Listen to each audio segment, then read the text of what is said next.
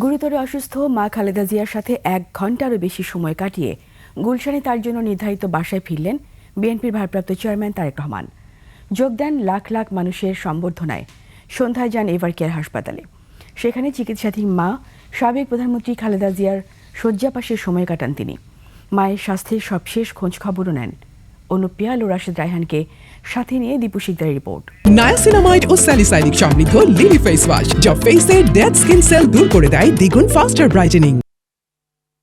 দীর্ঘ 17 বছর নির্বাসন জীবন কাটিয়ে দেশে ফেরেন বিএনপির ভারপ্রাপ্ত চেয়ারম্যান তারেক রহমান। যোগ দেন সংবর্ধনায়।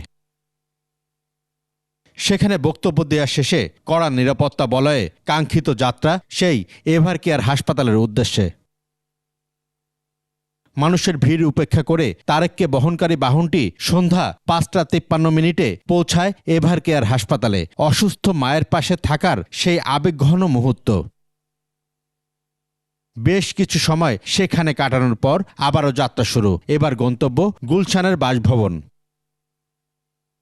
তখনও রাস্তার দুপাশে দাঁড়ানো দলীয় নেতাকর্মী আর সমর্থকরা তাদের প্রিয় নেতাকে স্বাগত জানান। মানুষের ভালোবাসা আর সর্বোচ্চ নিরাপত্তায় অবশেষে তিনি পৌঁছান গুলশানের বাসভবনে।